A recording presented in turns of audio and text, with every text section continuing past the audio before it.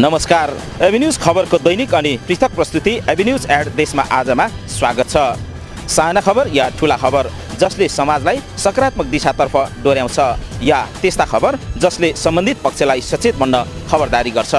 खबर हरपल अनि निरन्तर देशैभर भएका खबरहरूको सामूहिक प्रस्तुति एबी न्यूज एट देशमा आजलाई आउनुहोस्, सुरु गरौँ। डोटीमा बाल विवाह अन्त्यका लागि नीति तथा कार्ययोजना निर्माण सम्बन्धी 2 दिने अभिमुखीकरण कार्यक्रम सम्पन्न भएको छ। जिल्लाको आदर्श गाउँपालिकाका शेयरवाला निकाय र जनप्रतिनिधिहरूसँग बाल विवाह सम्बन्धी कानुनी तथा नीतिगत व्यवस्थाको बारेमा छलफल गरेको संस्थाले जनाएको हो। बाल विवाह एक अपराध हो। बाल विवाह गर्ने गराउने दुवैलाई 1 वर्षदेखि 3 वर्षसम्म जेल र 30,000 देखि माथि जरिवाना सजाय हुने कुरालाई सबैले बुझे बाल विवाह विरुद्ध लड्न सजिलो हुने आदर्श गाउँपालिका वडा नम्बर 7 का वडा अध्यक्ष लाल बहादुर विष्टले बताए। उक्त अभिमुखीकरण कार्यक्रमका प्रमुख अतिथि गाउँपालिका अध्यक्ष टेक बहादुर रोकाया रहेका थिए। सीट नेपाल डोटीको आयोजना र वर्ल्ड भिजन इन्टरनेशनल नेपालको आर्थिक सहयोगमा दिपायलमा रहेको होटल घटालमा सञ्चालन भएको थियो। आगामी दिनमा आदर्श गाउँपालिकाले आफ्नो स्थानीय तहको बाल विवाह अन्त्यका लागि रणनीति तयार गर्ने प्रतिबद्धता व्यक्त गर्दै यस आर्थिक वर्षका लागि बजेट सहितको कार्ययोजना निर्माण गर्ने गाउँपालिका अध्यक्ष टेक बहादुर रोकायाले बताए।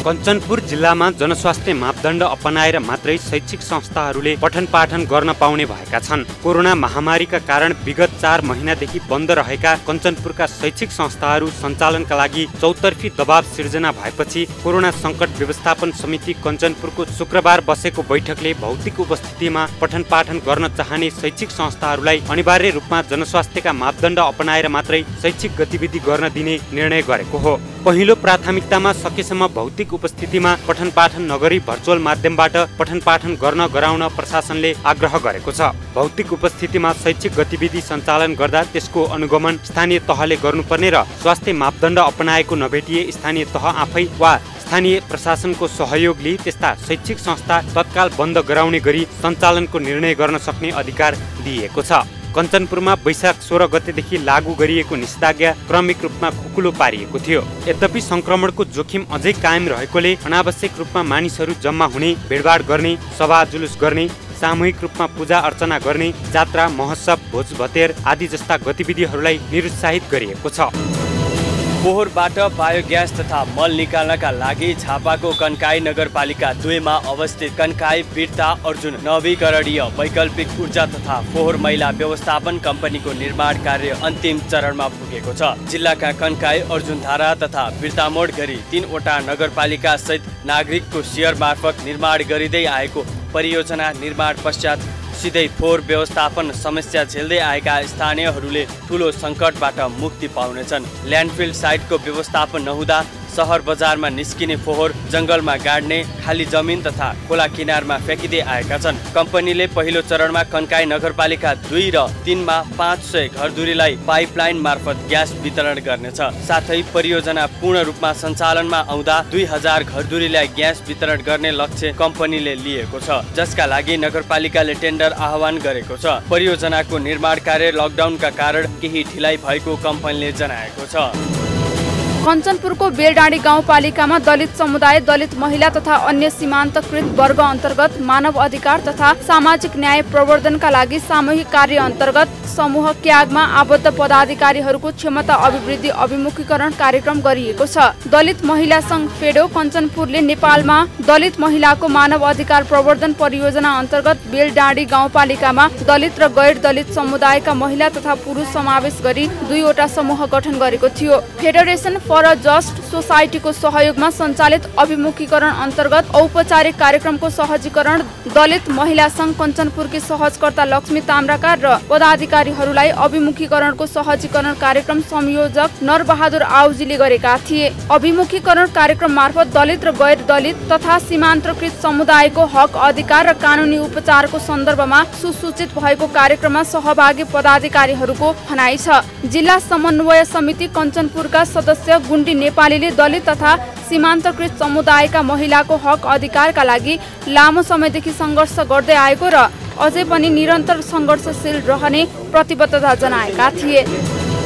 खोटाङको दिक्तेल रूपाकोट मजुवागढी नगरपालिकाले नगरपालिकाको भूमिकाको समग्र सेवालाई सुधार गर्ने उद्देश्यले 12 बुँदे कार्य सम्पादन सम्झौता भएको छ।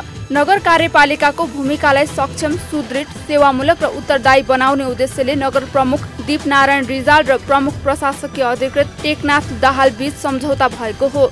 स्थानीय सरकार सञ्चालन ऐन, निजामती सेवा ऐन, निजामती सेवा नियमावली, सुशासन व्यवस्थापन तथा सञ्चालन ऐन लगायतका प्रचलित ऐन, नियम, कार्यविधि निर्देशिकाले परिलक्षित गरे अनुसार मेयर रिजालसँग कार्य सम्पादन सम्झौता गरेको प्रमुख प्रशासकीय अधिकृत दाहालले नगरपालिकाका विभिन्न विषयगत शाखा प्रमुख तथा विषयगत शाखा प्रमुखको मातहतका कर्मचारीसँग कार्य सम्पादन सम्झौता गरिएको जनाएको छ।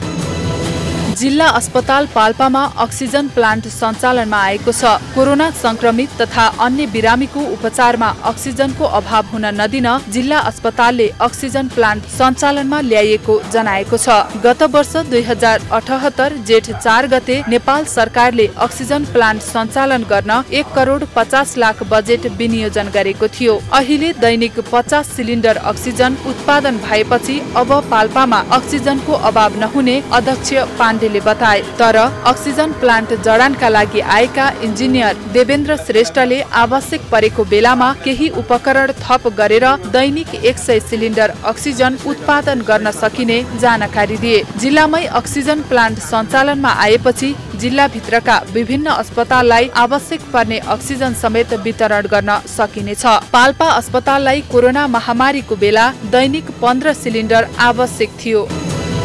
1 दशक अगाडिसम्म मुख्य नगदे बालीको रूपमा स्थापित अदुवाको पाल्पामा पुनः व्यावसायिक रूपमा खेतीको सुरुवात गरिएको छ। कृषि ज्ञान केन्द्रको ब्लक कार्यक्रम अन्तर्गत आर्थिक तथा प्राविधिक रूपमा कृषकहरूको सहयोगका कारण अदुवा खेतीको पुनः व्यावसायिक रूपमा उत्पादन सुरु भएको छ। केही वर्ष अघिसम्म अदुवा खेतीको बजार राम्रो भए पनि भारतीय अवरोधका कारण अदुवा खेती छाडेका कृषकहरू कृषि ज्ञान केन्द्रको ब्लक कार्यक्रमबाट उत्साहित भएका छन्। प्रदेश सरकार अन्तर्गत कृषि ज्ञान केन्द्रको आर्थिक तथा प्राविधिक सहयोगमा स्थानीय सहकारीहरूको समन्वयमा जिल्लाको पूर्व खोला बगनासखाले गाउँपालिकामा व्यावसायिक रूपमा खेती सुरु भएको हो। अदुवा खेतीबाट कृषकहरूले दोहोरो फाइदा लिन सफल भएका छन् भने उत्पादित वस्तुको बढी मूल्य भएका कारण व्यावसायिक रूपमा खेती गरेको किसानहरू बताउँछन्। स्थानीय हात्तीले कृषि सहकारीका 200 सदस्यहरूले व्यावसायिक रूपमा अदुवा खेतीको प्रभाव सिङ्गो सिलुवा गाउँमा परेको उत्पादन वृद्धि गर्न यान्त्रिकीकरणमा सहयोग गरेसँगै सहकारीको संस्थागत विकासमा टेवा पुगेको छ।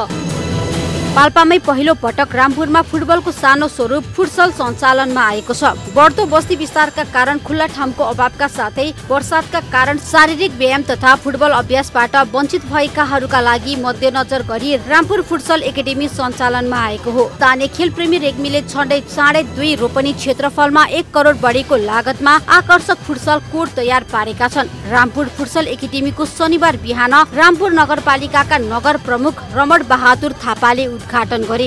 उद्घाटन गर्दै उनले फुटसल बालकदेखि वृद्धसम्मलाई सुरक्षित शारीरिक व्यायाम गर्ने स्थान भएको बताए। फुटसल सञ्चालनमा आएसँगै दिन रात घाम पानी नभनिकन खेल अभ्यास तथा व्यायामका लागि सहज हुने भएको छ। एकाडेमीले युवाहरूलाई लक्षित गरेर फुटसल सञ्चालन गरेको जनाएको छ। एकाडेमीले फुटसल सँगै ब्याडमिन्टन कोर्टका लागि पूर्वाधार निर्माण गर्ने तयारी रहेको जनाएको छ। फुटसल एकाडेमीमा फुटसल नियम अनुसार नै खेलाइनेछ।